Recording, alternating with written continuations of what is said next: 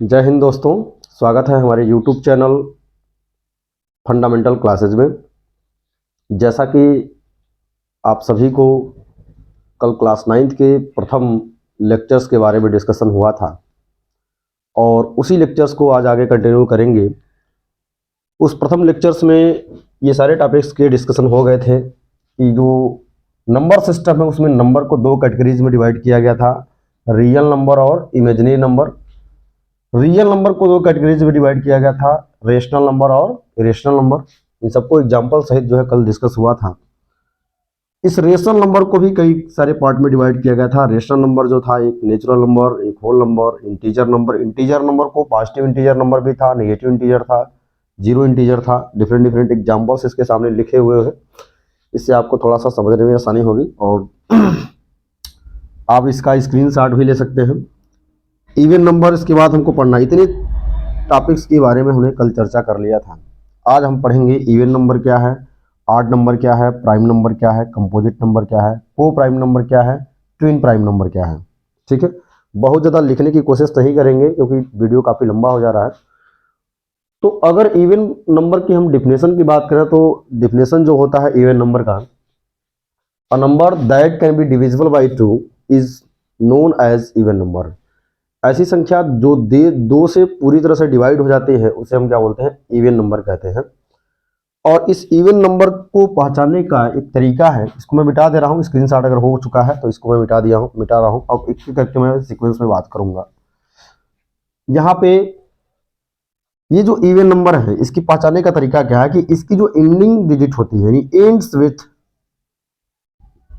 With 0, 2, 4, 6, 8, यानी किसी भी नंबर्स में यदि उसकी एंडिंग या तो 0 से हो, या तो 2 से हो, या तो 4 से हो, या तो 6 से हो, या तो 8 से हो, तो इसका मतलब वह ओवरऑल नंबर जो होगा एक इवन नंबर ही होगा। जैसे एग्जांपल्स ग्रुप में अगर हम बात करें 2, 4, 6, 9, 0, ओवरऑल नंबर क्या है, एक इवन नंबर, क्योंकि इसकी एंडिंग जो है 0 से हो रही है। यानी कि जो यूनिट डिजिट है, ऐसे नंबर जिसके यूनिट डिजिट जो है या तो 0 हो, या तो 2 हो, या तो 4 हो, या तो 6 हो, या तो 8 हो, इसका मतलब वो ओवरऑल नंबर जो होगा वो एक इवन नंबर ही कहलाएगा। इसी प्रकार से और भी बात कर लेते हैं 2, 3, 4, 6, तो यूनिट डिजिट क्या है आपका 6 है, इसका मतलब ओवरऑल नंबर भी क्या है, एक इवन नंबर है। इसी प्रकार से ऑड नंबर जो होता है, ऐसा नंबर जो 2 से पूरी तरह से डिविजिबल ना हो। A number that can not be divisible by 2 is known as a odd number. अब यहाँ पे ऑड नंबर की जो पहचान का तरीका है कि ऐसे नंबर जो जिसकी एंडिंग जो है, यानी एंड्स विथ, किससे शुरू होते हैं, एंड्स विथ 1, 3, 5, 7, 9, इस तरह के नंबर से अगर उसकी एंडिंग होती है, अर्थात उसका यूनिट डिजिट या तो 1 हो, या 3 हो, या 5 हो, या 7 हो, या 9 हो, ऐसे नंबर से अगर कोई डिजिट एंडिंग होती है तो उस ओवरऑल नंबर को हम ऑड नंबर कहेंगे। जैसे अगर कहें 1, 3, 5, 9, तो देखिए एंडिंग डिजिट यानी कि समापन जो डिजिट है वो 9 है, यानी कि यूनिट डिजिट इस पूरी संख्या का क्या है, 9 है, इसलिए ओवरऑल नंबर क्या हो जाएगा, ऑड नंबर होगा। इसी प्रकार से 5, 3, 9, 6, 5 है, तो देखिए 5 क्या है, इसका एंडिंग डिजिट है, जो यूनिट डिजिट है 5 है, तो इसका मतलब ओवरऑल नंबर भी क्या होगा, एक प्रकार का ऑड नंबर होगा। ये बात समझ में आएगा। प्राइम नंबर क्या है, प्राइम नंबर का डिफिनेशन अगर कोई पूछता है तो हम कहेंगे अ number that can not be divisible by any number except one and itself. ऐसा नंबर जो एक और स्वयं के अलावा और किसी संख्या से डिवाइड ना हो। एक बार और अपनी बात को रिपीट करेंगे प्राइम नंबर के डिफिनेशन के रूप में, ऐसा नंबर जो एक और स्वयं के अलावा और किसी भी नंबर से डिवाइड ना हो, ऐसे नंबर को हम प्राइम नंबर की संज्ञा देते हैं। क्लियर है, जिसे हम अभाज्य संख्या कहते हैं। यानी कि a number that can not be divisible by any number except one and itself is known as prime number. Clear, ध्यान दीजिएगा। इसका मतलब जो है, अगर हम आपसे पूछें कि बताइए सबसे स्मॉलेस्ट प्राइम नंबर क्या है, तो यह चीज ध्यान में रखना है, सबसे स्मॉलेस्ट प्राइम नंबर जो होता है 2 होता है। क्यों 2 होता है? क्योंकि 2 जो है 2 और 1 के अलावा और किसी नंबर से डिवाइड नहीं होगा, यानी 1 और इटसेल्फ के अलावा, इटसेल्फ मींस 2 है तो 2 ही से डिवाइड होगा और 1 से डिवाइड होगा और किसी नंबर से डिवाइड नहीं होगा। इसीलिए 2 को हम सबसे स्मॉलेस्ट प्राइम नंबर कहा जाता है। लेकिन आपके अंदर क्वेश्चन होगा, क्या 1 को हम प्राइम नंबर कहेंगे? नहीं, 1 को प्राइम नंबर नहीं कहेंगे, क्योंकि 1 केवल और केवल 1 से ही डिवाइड होगा और किसी भी संख्या से डिवाइड नहीं होगा। इसलिए 1 को प्राइम नंबर की श्रेणी में नहीं रखते हैं। ना ही 1 प्राइम नंबर है और ना ही 1 कंपोजिट नंबर है। इसी प्रकार से ना ही 0 प्राइम नंबर है और ना ही 0 कंपोजिट नंबर है। ये चीज आपको दिमाग में रख लेना है कि 1 को ना ही प्राइम नंबर कहते हैं और 1 को ना ही कंपोजिट नंबर कहते हैं। इसी प्रकार से 0 को ना प्राइम नंबर कहते हैं और ना ही 0 को हम कंपोजिट नंबर कहते हैं। तो ये एक तरह चीज क्लियर है। तो आप बता सकते हैं कि सबसे स्मॉलेस्ट प्राइम नंबर क्या है, क्योंकि 1 तो प्राइम नंबर है नहीं, 0 तो प्राइम नंबर है नहीं, तो सबसे स्मॉलेस्ट प्राइम नंबर क्या होगा? 2, क्योंकि 2 और 1 के अलावा और किसी संख्या से डिवाइड नहीं होगी। उसके बाद प्राइम नंबर क्या होगा? 5, उसके बाद क्या होगा? 7, उसके बाद क्या है? 11, उसके बाद क्या है? 13, उसके बाद क्या है? 17, उसके बाद 23, उसके बाद जो है 23 के बाद जो है 29 आएगा। इस प्रकार से आप देख रहे हैं कि इन सभी का जो नंबर है, ये सारे जो नंबर्स हैं वो सिर्फ नंबर और 1 के अलावा और किसी संख्या से डिवाइड होने वाले नहीं हैं। इसलिए इसको, अच्छा, इसका एक और डेफिनेशन हम दे सकते हैं कि ऐसा नंबर जिसका प्राइम फैक्टर जो हो, ऐसा नंबर जिसका फैक्टर जो है 1 और इटसेल्फ के अलावा और कोई फैक्टर ना हो, उसे हम प्राइम। देखिए 2 को हम बात करें, इसका फैक्टर करें 2 को, तो बताइए 2 का फैक्टर या तो 1 होगा या तो 2 होगा, यानी 1 और इटसेल्फ के अलावा और कोई फैक्टर ना हो। इसी प्रकार से 3 का फैक्टर 1 और 3 होगा। इसी प्रकार से 5 का फैक्टर 1 और 5 होगा। अब इस 1 और 5 के अलावा, यानी स्वयं संख्या और 1 के अलावा क्या इसका और कोई फैक्टर है? नहीं है। तो ऐसा नंबर जिसमें 1 और इटसेल्फ के अलावा और कोई फैक्टर नहीं होता है, उसे हम प्राइम नंबर की संज्ञा देते हैं। दूसरा डेफिनेशन इसका ये है। और भी हम तरीका इसको अगर हम बात करें, अच्छा, इसी के जस्ट अपोजिट कंपोजिट नंबर होता है। अ number that can be divisible by any number, sorry, a number that can be divisible at least 1 number except 1 and itself. ऐसी संख्या जो एक और स्वयं के अलावा कम से कम एक संख्या और से डिवाइड हो जाती है, उसे हम कंपोजिट नंबर कहते हैं। ऐसी संख्या जो एक और, इसको मैं मिटा दे रहा हूं, यदि आप स्क्रीनशॉट ले चुके हैं तो इसको मैं मिटा दे रहा हूं।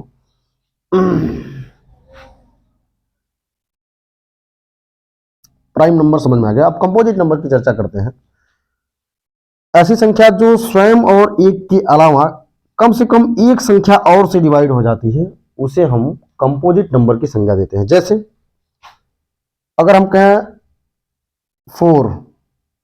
4 क्या कंपोजिट नंबर है? हाँ बिल्कुल है, क्योंकि 4 जो है 4 से तो डिवाइड होगी 1 से तो डिवाइड होगी, लेकिन कम से कम एक संख्या और है जो 2 से भी 4 क्या हो जाएगी? डिवाइड होगी। इसे क्या बोलते हैं? कंपोजिट नंबर कहते हैं। इसी प्रकार से 6 है, देखो कम से कम एक संख्या से डिवाइड हो जाए, लेकिन अधिक से अधिक वो कितना भी संख्या से डिवाइड हो सकती है, कितना भी नंबर से डिवाइड हो सकती है, लेकिन कंडीशन क्या है कि एट लीस्ट 1 नंबर से तो डिवाइड होना ही होना चाहिए, केवल एक और स्वयं को छोड़ करके। क्लियर है? चलिए, तो 6 को अगर हम बात करें तो बताइए 6 जो है 1 और 6 तो डिवाइड होगी, लेकिन इसके अलावा ये 2 से भी डिवाइड हो सकती है, यह 3 से भी डिवाइड हो सकती है। इसी प्रकार से 12 एक नंबर है, वो 1 और 12 तो से डिवाइड होगा ही होगा, लेकिन इसके अलावा 2 से भी डिवाइड होता है, 4 से भी डिवाइड होता है, 6 से भी डिवाइड होता है और इतनी संख्या से डिवाइड होता है। अब इसी को हम दूसरे शब्दों में बात करें, कंपोजिट नंबर को अगर दूसरे शब्दों में बात करें, तो कंपोजिट नंबर एक ऐसा नंबर होता है जिसके फैक्टर जो हैं 1 और इटसेल्फ के अलावा एट लीस्ट 1 फैक्टर और होते हैं, कम से कम एक फैक्टर और होते हैं। जैसे अगर हम मान लीजिए 4 की फैक्टर करते हैं, तो 4 का फैक्टर 1 इंटू 4 तो होता ही है, लेकिन 4 के फैक्टर में 2 भी होते हैं। 4 के फैक्टर जो हैं 1 2 भी होते हैं, फिर 2 भी होते हैं। भाई ये फैक्टर तो होंगे एक फैक्टर 4 भी होता है। भाई देखो 1 फैक्टर होगा ही होगा, 4 फैक्टर भी होगा इसका, लेकिन इन सब इसके अलावा एट लीस्ट 2 फैक्टर और हैं, एक फैक्टर और है जिसको हम 2 कहते हैं। इस प्रकार से 6 में देखो 1 और 6 तो होगा ही होगा इसके फैक्टर, लेकिन इसके अलावा 2 भी इसका फैक्टर है, 3 भी इसका फैक्टर है। तो कहने का मतलब 1 और इटसेल्फ के अलावा एट लीस्ट 1 फैक्टर और होते हैं, तो उसे हम बोलते हैं कंपोजिट नंबर बोलते हैं। क्लियर है? चलिए, तो ये हो गया कंपोजिट नंबर, प्राइम नंबर हो गया। अब इसके अलावा प्राइम नंबर, कंपोजिट नंबर के अलावा अब कुछ स्पेशल प्रकार के नंबर भी आपको देखने को मिले हैं, जिसको क्रमशः हम को प्राइम नंबर और ट्विन प्राइम नंबर की कहते हैं। को प्राइम नंबर और ट्विन प्राइम नंबर क्या होता है? को प्राइम नंबर क्या है? ऐसे दो नंबर्स का पेयर जिसमें एक के अलावा और कोई कॉमन फैक्टर नहीं मिलता है, उसे हम को प्राइम नंबर कहते हैं। या इसका दूसरा डिफिनेशन आप दे सकते हैं कि ऐसे दो नंबर जिसका HCF सिर्फ और सिर्फ 1 आता है, उसे हम को प्राइम नंबर कहते हैं। ऐसे दो नंबर, अब ध्यान देना बेटा, को प्राइम नंबर में ये कोई जरूरी नहीं है कि दोनों ही नंबर प्राइम नंबर हो। को प्राइम नंबर में डिफिनेशन हमने क्या बताया कि ऐसे दो नंबर, वो दो नंबर हमारा क्या हो सकता है? प्राइम भी हो सकता है, कंपोजिट भी हो सकता है। इसका मतलब इसमें कोई बाउंडेशन नहीं है कि को प्राइम नंबर जो होता है वो सिर्फ और सिर्फ जो है एक कंपोजिट ही नंबर होता है या सिर्फ और सिर्फ एक प्राइम नंबर ही होता है, ऐसा कोई बाउंडेशन नहीं है। को प्राइम नंबर में जो दोनों नंबर होंगे, दोनों कंपोजिट भी हो सकते हैं, दोनों प्राइम नंबर भी हो सकते हैं, एक कंपोजिट हो सकता है, एक प्राइम हो सकता है। इसमें कोई बाउंडेशन नहीं है। बस आपको यही देखना है कि वो दोनों जो नंबर होंगे, उन दोनों का जो फैक्टर होगा, एक के अलावा और कोई कॉमन फैक्टर उसमें नहीं मिलेंगे। देखिए, जैसे अगर हम आपसे बात करें, एक 2 है हमारे पास और एक जो है हमारे पास 5 है, एक 4 है और एक 15 है, दो नंबर हैं। तो बताइए 4 का फैक्टर क्या हो सकता है? 1 इंटू 2 इंटू 2, और 5 इसका 15 का फैक्टर क्या हो सकता है? 1 इंटू 3 इंटू 5। बताइए इन दोनों में एक के अलावा क्या और कोई कॉमन फैक्टर है? नहीं। आपका जवाब होगा नहीं है। 1 के अलावा और कोई कॉमन फैक्टर नहीं है। तो इसका मतलब यह है कि ऐसे दो नंबर, हम कोई इस नंबर को स्पेशली नॉमिनेट नहीं कर रहे हैं कि प्राइम है कि कंपोजिट है, ऐसे दो नंबर जिसके कॉमन फैक्टर एक के अलावा और कोई ना हो, इसलिए इसको, इन दोनों नंबर के पेयर को हम क्या बोलते हैं? इन दोनों नंबर के पेयर को हम को प्राइम नंबर कहते हैं, सअभाज्य संख्या कहते हैं, को प्राइम नंबर के नाम से जानते हैं। या इसको हम ऐसे कहें कि ऐसे दो नंबर, जैसे मान लीजिए 4 और 15 एक ऐसे दो नंबर हैं जिसका यदि HCF निकालिए डिवीजन मेथड से, HCF निकालते हैं, तो देखिए HCF निकालने का कैसे निकालेंगे? 4 3 जा 12, यहाँ बचेगा आपका पास 5 में 2 जा 3, फिर इस 4 को हम इधर लेके आएंगे, तो देखिए HCF निकालने के लिए 3 1 जा 3, यहाँ 1 आएगा, फिर इस 3 को इधर लेके आएंगे तो 1 3 जा 3, अब जाके कटा। यानी जिस डिवीजर के लिए ये रिमाइंडर 0 होता है वही क्या होता है? HCF होता है। यहाँ भी देखिए HCF यही जाएगा लॉन्ग, अगर आप प्राइम फैक्टराइजेशन मेथड से देखेंगे तो भी HCF क्या आएगा? 1 आएगा। तो आप दूसरी डिफिनेशन में कह सकते हैं कि ऐसे दो नंबर जिसके जिसके जो फैक्टर हो कॉमन 1 हो या इसके HCF क्या हो? 1 हो, हाईएस्ट कॉमन फैक्टर क्या हो? 1 हो, 1 के अलावा और कोई कॉमन फैक्टर ना हो, इसे क्या बोलते हैं? को प्राइम नंबर कहते हैं। क्लियर है? लेकिन अब इसी के साथ एक ट्विन प्राइम नंबर जुड़ा हुआ है, तो इसमें लोग कंफ्यूज हो जाते हैं को प्राइम और ट्विन प्राइम नंबर में। तो ध्यान देना बेटा, ट्विन प्राइम जो नंबर होता है, ट्विन प्राइम जो नंबर होता है, यह दोनों ही नंबर, ये भी पेयर के फॉर्म में होंगे, नंबर के पेयर के फॉर्म में होंगे, लेकिन ये दोनों ही नंबर प्राइम नंबर होंगे। ये चीज याद रखना है, ट्विन प्राइम नंबर में दोनों ही नंबर क्या होते हैं? प्राइम नंबर होते हैं। अर्थात ऐसे दो प्राइम नंबर जिनका डिफरेंस जो है 2 आता है, उसे हम ट्विन प्राइम नंबर की संज्ञा देते हैं। जैसे अगर कहें एक प्राइम नंबर हमारा 5 है और दूसरा प्राइम नंबर 7 है, तो बताइए इन दोनों का डिफरेंस कितना आ रहा है? इन दोनों का डिफरेंस 2 आ रहा है कि नहीं आ रहा है? अर्थात ऐसे दो प्राइम नंबर जिनका डिफरेंस क्या हो? 2 हो, उसे हम ट्विन प्राइम नंबर कहते हैं। और अब इसको अलग तरीके से अगर डिफाइन करना चाहें तो ऐसे दो प्राइम नंबर, ऐसे दो कंजुगेटिव प्राइम नंबर जिनके बीच में एक कंपोजिट नंबर आता है, उसे हम ट्विन प्राइम कह सकते हैं। देखिए यहाँ पे 5 और 7 दो कंजुगेटिव प्राइम नंबर है, लेकिन 5 और 7 के बीच में एक कंपोजिट नंबर क्या है? 6 है। एक कंपोजिट नंबर क्या है? 6 है। तो हम क्या बोलेंगे? इसको ट्विन प्राइम नंबर कहते हैं। कई तरह से इसको डिफाइन किया सकता है अपने अपने लैंग्वेज के आधार पे। अर्थात अगर ट्विन प्राइम नंबर की बात किया जाएगा तो आप अपना अगला डिफिनेशन इस प्रकार से भी दे सकते हैं कि ऐसे दो प्राइम नंबर जिसके बीच में एक कंपोजिट नंबर आता है, ऐसे दो प्राइम नंबर जिसके बीच में एक कंपोजिट नंबर आता है, वो ऐसे दोनों प्राइम नंबर को हम ट्विन प्राइम नंबर की संज्ञा देते हैं। या हम कह सकते हैं ऐसे दो प्राइम नंबर जिनका जो डिफरेंस होता है वो सिर्फ और सिर्फ 2 होता है। इन देखिए 7 में से 5 माइनस करेंगे क्या होगा, 2 होगा। एक चीज हम आपको बता दें कि डिफरेंस का मतलब होता है मैक्सिमम वैल्यू में से मिनिमम वैल्यू को माइनस कर देना। जैसे 19 है और एक 23 है, तो बताइए इन दोनों का डिफरेंस कितना आएगा, 2।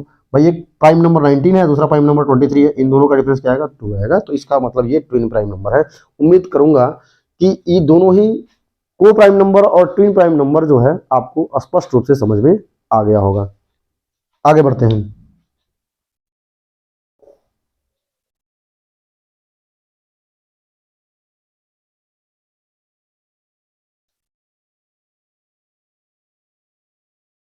अब इस रियल नंबर को हम नंबर लाइन पे रिप्रेजेंट कैसे करेंगे। Representation of number.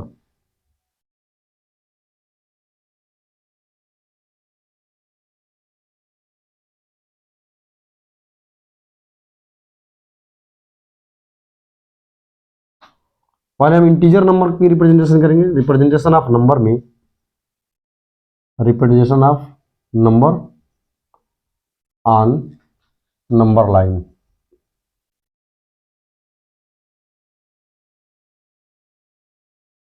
संख्याओं को संख्या रेखा पर निरूपित करने के लिए सबसे पहले हम बात करेंगे इंटीजर नंबर की। इंटीजर नंबर को हम कैसे संख्या रेखा पर निरूपित करेंगे, क्लियर है। सबसे पहले हम क्या करते हैं, किसी भी इंटीजर नंबर को संख्या रेखा पर निरूपित करने के लिए एक हॉरिजॉन्टल लाइन ड्रा करते हैं। हॉरिजॉन्टल लाइन ड्रा करते हैं, स्ट्रेट लाइन, और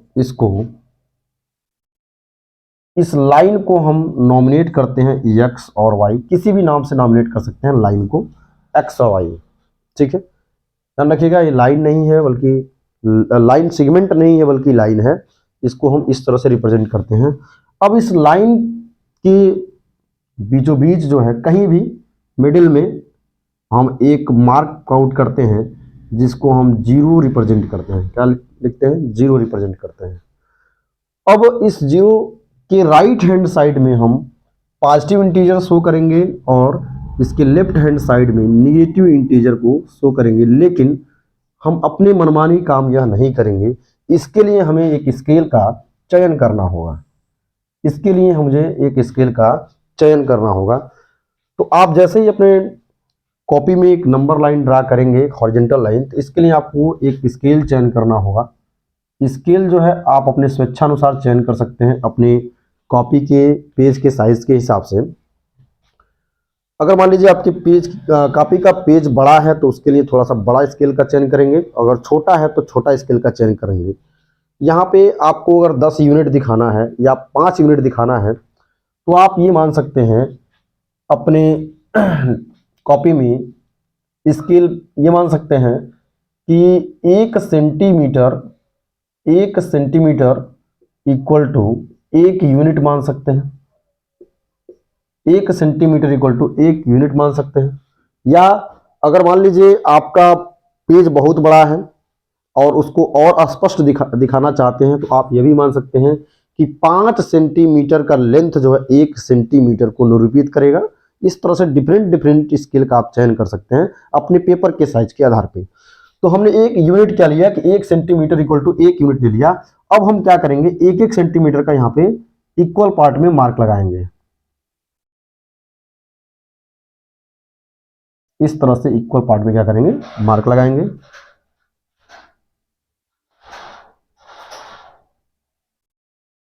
और इस 0 पॉइंट के राइट हैंड साइड में हम पॉजिटिव इंटीजर नंबर को रिप्रेजेंट करेंगे। 1 2 3 4 5 6 1 2 3 5 4 5 6। इसी प्रकार से -1 -2 -3 -4 इस तरह के नंबर का रिप्रेजेंटेशन हम करेंगे इस नंबर लाइन पे। अब जैसे आपको दिखाना हो इंटीजर के रूप में, एग्जाम्पल के रूप में आपको दिखाना हो -3 को नंबर लाइन पे रिप्रेजेंट करिए, या 5 को नंबर लाइन पे रिप्रेजेंट करिए, या -6 को या -4 को नंबर लाइन पे रिप्रेजेंट करिए, या 7 को नंबर लाइन पे रिप्रेजेंट करिए, तो आप इसको एक एरो के माध्यम से, एरो हेड के माध्यम से हम नंबर को रिप्रेजेंट करेंगे। देखिए 7 एक हमारा पॉजिटिव इंटीजर नंबर है, सपोज दैट ये 7 है, तो 7 के सामने एक एरो हेड बनाएंगे ऊपर की तरफ, ये हो गया 7। इसी तरह से अगर 3 को रिप्रेजेंट करना है तो 3 को ऐसे रिप्रेजेंट कर देंगे, -4 को रिप्रेजेंट करना है तो ऐसे रिप्रेजेंट करेंगे। इस प्रकार से हम किसी भी इंटीजर नंबर को नंबर लाइन पे रिप्रेजेंट कर सकते हैं। क्लियर है?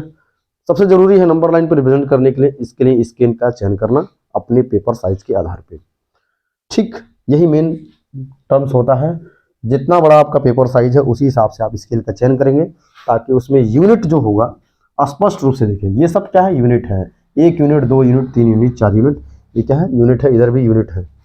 इस तरह से नंबर लाइन पर ये सारी चीजें आपको प्रीवियस क्लास में बताया जा चुका होगा। थोड़ा सा मैं बेसिक क्लियर करने के लिए इन सबके बारे में चर्चा कर रहा हूँ। क्लियर? अब देखिए इंटीजर के बाद हम शो करेंगे क्या? इंटीजर के बाद हम शो करेंगे रेशनल नंबर को नंबर लाइन पे कैसे रिप्रेजेंट करना है। रेशनल नंबर को नंबर लाइन पे हम कैसे रिप्रेजेंट करेंगे। अब थोड़े सी एक बेसिक चीज के बारे में बात करेंगे। रेशनल नंबर को नंबर लाइन पे रिप्रेजेंट करने से पहले हम फ्रैक्शंस के बारे में समझते हैं कि फ्रैक्शन क्या होता है। रेशनल नंबर में आपको पता है कि रेशनल नंबर जो होते हैं वो पॉजिटिव रेशनल नंबर भी होते हैं और निगेटिव रेशनल नंबर भी होते हैं। अर्थात rational number are divided into 2 parts. एक होता है पॉजिटिव रेशनल नंबर, एक होता है positive rational number,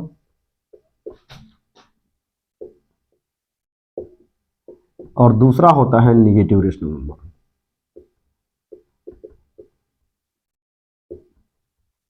positive rational number के रूप में आप कह सकते हो 1/2 है, 3/5 है, 7/9 है, 3/8 है, 6/5 है, इस तरह का।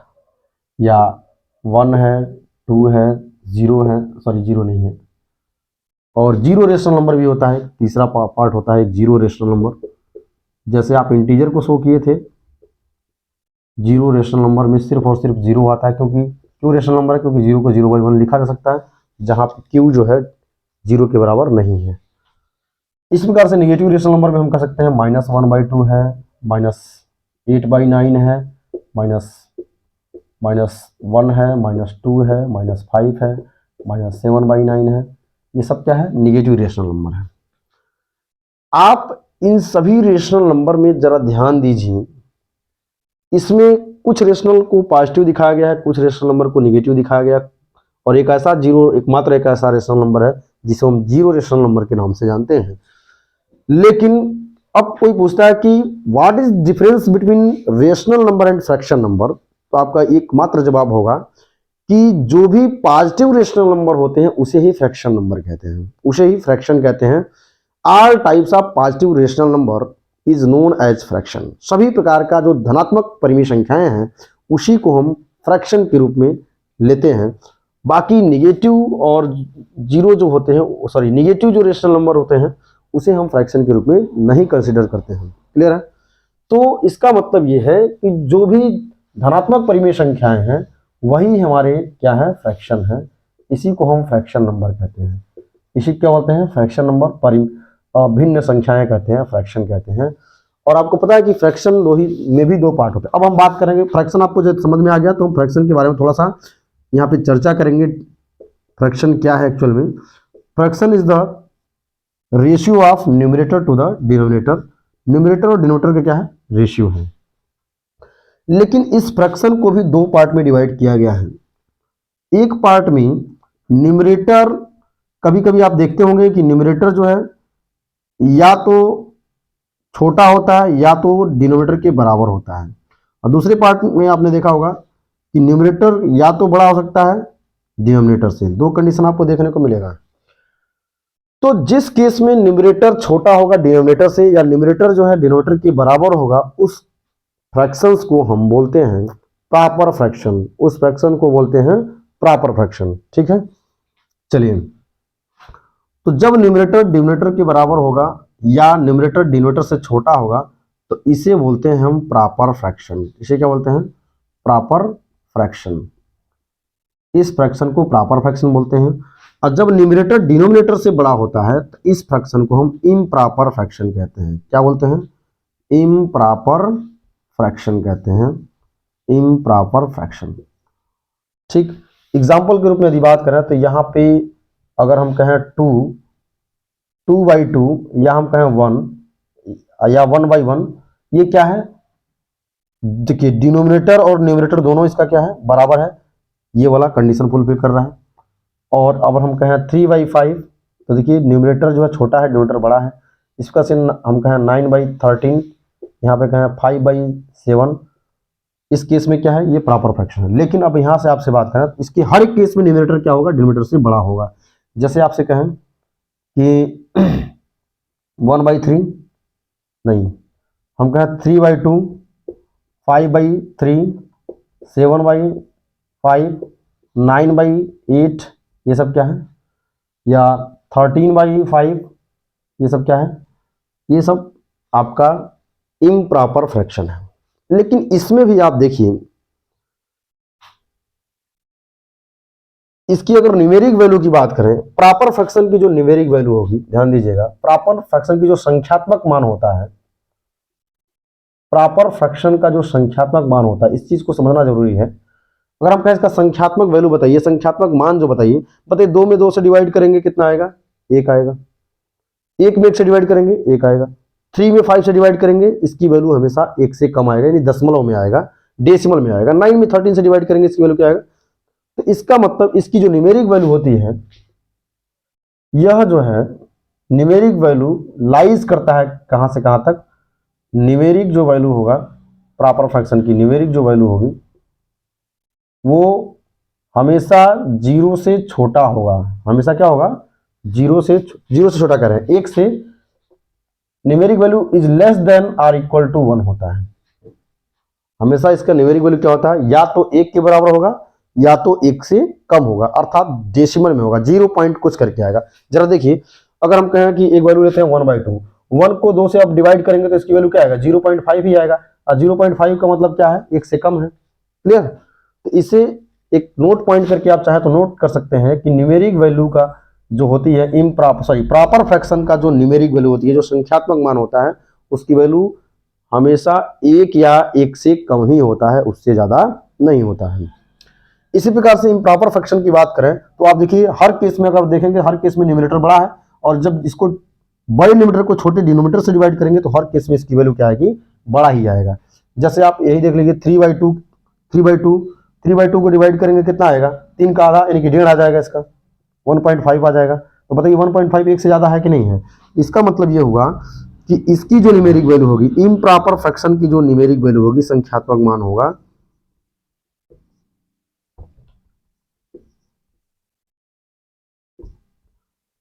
उसकी वैल्यू हमेशा क्या आएगी?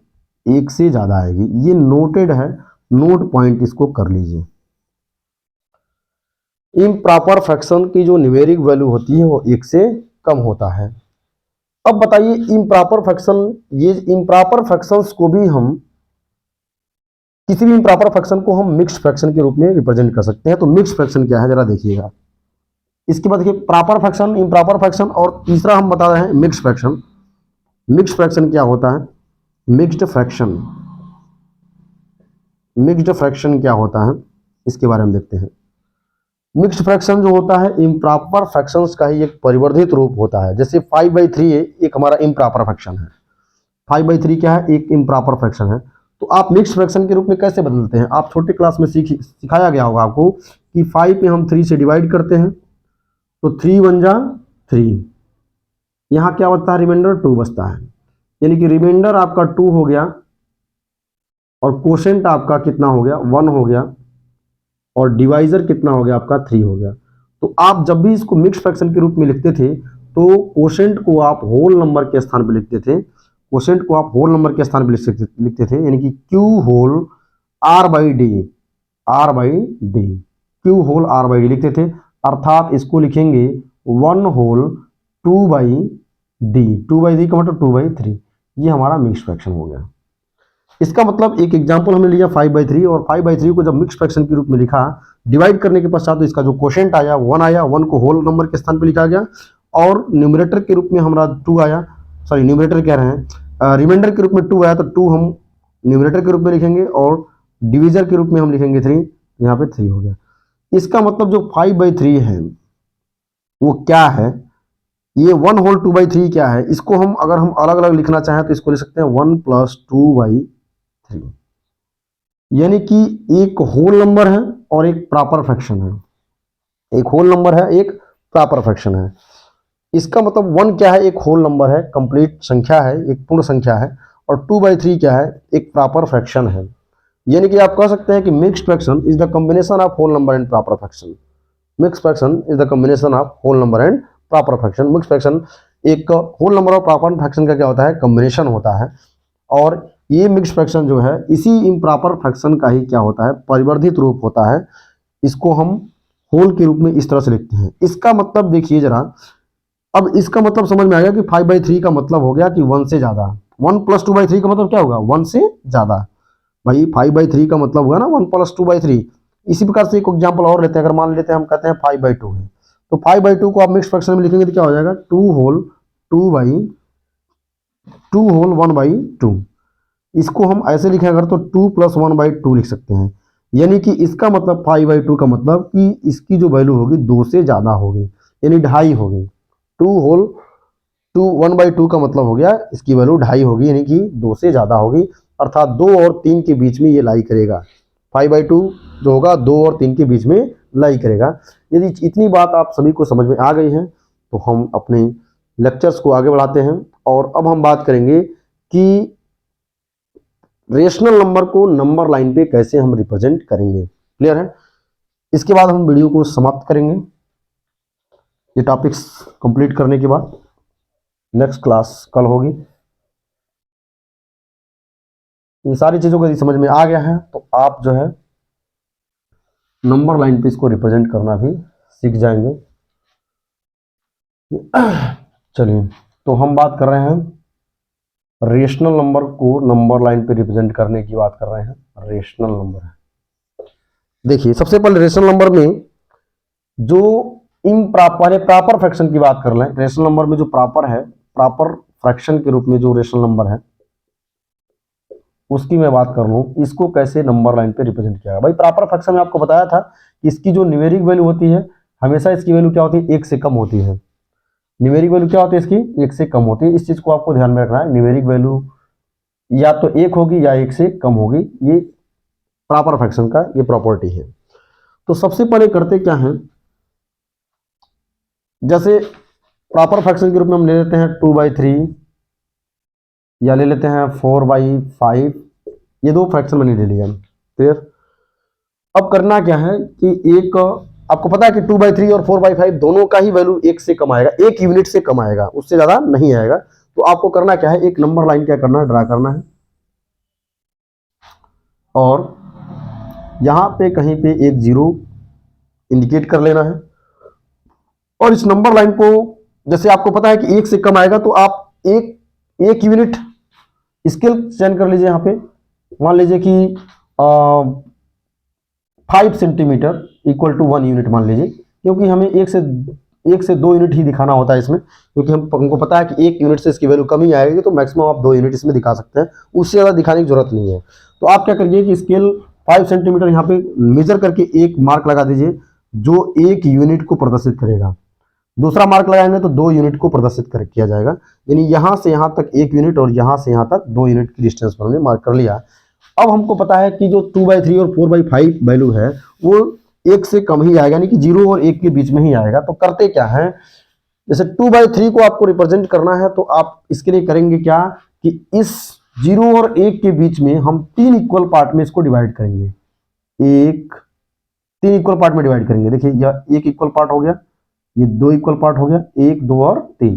3 इक्वल पार्ट में जैसे ही डिवाइड होगा तो आप देखेंगे कि ये 0 है तो ये क्या होगा, ये 1/3 हो जाएगा, ये हो जाएगा 2/3, और यहाँ पे अगर हम कहें इस वाले पार्ट को तो ये 3/3 कट के 1 ही आ जाता है। यानी कि 2/3 को आपको रिप्रेजेंट करना है तो 2/3 आपका यही है, तो यही आपका क्या हो जाएगा, यही आपका 2/3 नंबर लाइन पे रिप्रेजेंट हो जाएगा। क्लियर है।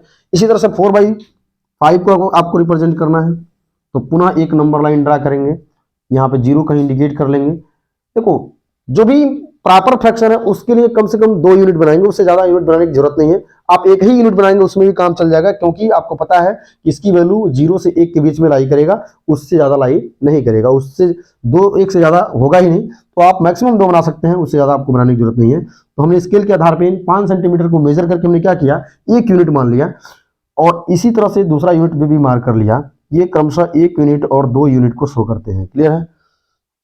हमको दिखाना है 4/5, तो करते क्या है कि इस 0 और 1 के बीच में ही हम क्या करते हैं, 5 इक्वल पार्ट करते हैं। देखिए 1 इक्वल पार्ट हो गया, 2 इक्वल पार्ट हो गया, 3 इक्वल पार्ट, ये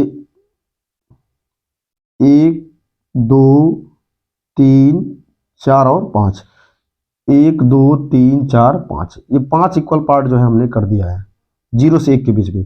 अब इसको आपको दिखाना है 4/5, तो देखिए यह 1/5 होता है, ये 2/5 होगा, ये 3/5 होगा, ये क्या हो जाएगा 4/5।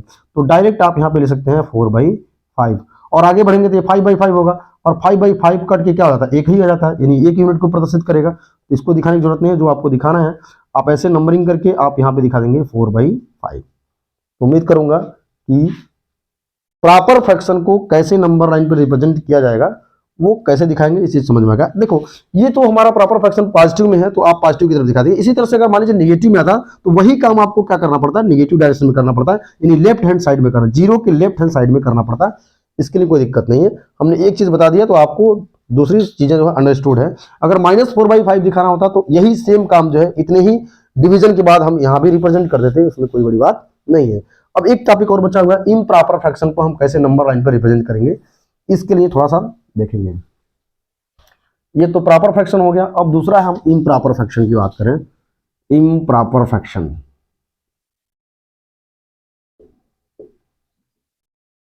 भाई आपको ध्यान देना है कि each and every fraction is a rational number, but each and every rational number is not a fraction. प्रत्येक फ्रैक्शन एक रेशनल नंबर होता है, लेकिन प्रत्येक रेशनल को हम फ्रैक्शन नहीं कह सकते। बताइए क्या हम नेगेटिव रेशनल नंबर को फ्रैक्शन कहेंगे? नहीं कहेंगे। नेगेटिव रेशनल नंबर को हम फ्रैक्शन नहीं कहेंगे, लेकिन जितने केवल पॉजिटिव रेशनल नंबर है उसी को हम फ्रैक्शन कहेंगे। इसलिए कहा जाता है कि प्रत्येक फ्रैक्शन जो होता है एक परिमेय संख्या होती है, लेकिन प्रत्येक परिमेय संख्या दैट मीन्स रेशनल नंबर वो फ्रैक्शन नहीं होता है, यानी नेगेटिव रेशनल नंबर फ्रैक्शन नहीं होगा। तो इसलिए हम फ्रैक्शन ले रहे हैं ताकि आपको दोनों चीज समझ में आए। अब इम्प्रॉपर फ्रैक्शन के रूप में हमने आपको बताया था कि इम्प्रॉपर फ्रैक्शन की जो न्यूमेरिक वैल्यू होती है, ध्यान देना है, इम्प्रॉपर फ्रैक्शन की जो न्यूमेरिक वैल्यू होती है वो उसकी वैल्यू हमेशा और हमेशा क्या होती है, 1 से ज्यादा होती है। उसकी वैल्यू क्या होती है, 1 से ज्यादा होती है। तो अच्छा दूसरी चीज है, आपको इसमें बताया गया था कि न्यूमरेटर जो होता है हमेशा डिनोमिनेटर से बड़ा होता है। तो जैसे एग्जांपल के रूप में आपसे ले लें, हम कहें अगर हम 2 या 5/2 की बात कर लें, 5/2 आपको दिखाना है नंबर लाइन पे, तो इसके लिए हम करेंगे क्या, एक नंबर लाइन ड्रा करेंगे, उसके बाद एक 0 इंडिकेट करेंगे कहीं पे, और आपको पता है कि जो भी नंबर होगा 1 से ज्यादा ही होगा। तो अब इसके लिए भी स्केल का चयन कर लेंगे। आप मान लीजिए यहाँ पे कि 2, अब यहाँ पे कोई भी स्केल मान सकते हैं, कोई जरूरी नहीं है, आप अपनी इच्छा अनुसार कोई स्केल मान सकते हैं। मान लिया कि 2 सेंटीमीटर को हमने 1 यूनिट के बराबर मान लिया, तो हर 2-2 सेंटीमीटर पे क्या करेंगे, मार्क आउट कर लेंगे। मान लीजिए 2 सेंटीमीटर हो गया, ये अगला 2 सेंटीमीटर हो गया, ये अगला 2 सेंटीमीटर हो गया। तो आपको यहाँ पे दिखाना है 5/2 को दिखाना है। तो बताइए यहाँ 1 यूनिट होगा, ये कितना यूनिट होगा, 2 यूनिट होगा, ये 3 यूनिट होगा, लेकिन दिखाना आपको 5/2। अब देखो 5/2 को हम क्या करते हैं, मिक्स फ्रैक्शन के रूप में चेंज करते हैं। तो जब मिक्स फ्रैक्शन के रूप में चेंज करेंगे तो ये हो जाएगा 2 होल 1/2 होगा। इसी को जब हम अलग अलग करेंगे तो ये इसको ले सकते हैं 2 + 1/2। इससे यह स्पष्ट हो गया कि जो ये 5/2 है इसकी वैल्यू 2 से ज्यादा आएगा। 2 प्लस का मतलब 2 से ज्यादा आएगा और 3 से कम आएगा। इसका मतलब जो ये लाई करेगा ये 2 और 3 के ही बीच में लाई करेगा। ये संख्या जो लाई करेगा 2 और 3 के बीच में लाई करेगा। अब हम करते क्या है, 2 तो हमें कंप्लीट है, लेकिन हमें 1/2 और आगे बढ़ना है ना। 2 तो कंप्लीट है, 1/2 और आगे बढ़ना है। तो हम क्या करेंगे, 2 और 3 के बीच में 2 इक्वल पार्ट डिवाइड करेंगे। जैसे आप प्रॉपर फ्रैक्शन को रिप्रेजेंट करते थे इसी तरह से आप 1/2 को और आगे बढ़ा देंगे, यानी कि 2 और 3 के बीच में, यानी 1 यूनिट के बीच में 2 इक्वल पार्ट करेंगे, यानी 1 इक्वल पार्ट और 2 इक्वल पार्ट। और यह हो जाएगा 1/2। ये क्या हो जाएगा 1/2। तो 1/2 हो गया और 2 यही, ये ऑलरेडी था, इसका मतलब यही हो जाएगा 2 होल 1/2। एक और एग्जांपल लेते हैं, मान लेते हैं 7/2 हमारे पास आ गया। अब 7/2 को नंबर लाइन पे रिप्रेजेंट करना है तो क्या करेंगे, इसके लिए 2 3 जा 6, 2 3 जा 6 और 3 होल 1/2 आ जाएगा। या 7/2 ना लेकर के कुछ और ले लेते हैं यहाँ पे 9/3 कर लेते हैं, 9/5 कर लेते हैं। क्लियर, 9/5 का अगर हम मिक्स फ्रैक्शन के रूप में कन्वर्ट करें तो 5 1 जा 5, तो 1 होल 4/5, 1 होल 4/5 को ले सकते हैं 1 + 4/5। अब इससे स्पष्ट हो गया कि इसकी वैल्यू 1 से ज्यादा ही आएगा। इसकी वैल्यू क्या आएगा, 1 से ज्यादा ही आएगा। तो इसके लिए देखिए क्या करेंगे, एक हमारा नंबर लाइन हुआ, 0 का इंडिकेट कर लेंगे। अब 1 से ज्यादा दिखाना तो इसको कम से कम 2 यूनिट, 2 या 3 यूनिट में बांट दीजिए। इसके लिए स्केल वही मानेंगे, 2 सेंटीमीटर इक्वल टू 1 यूनिट अपने हिसाब से मान लेंगे, 1 2 और 3। ठीक है, अब देखिए आपको पता है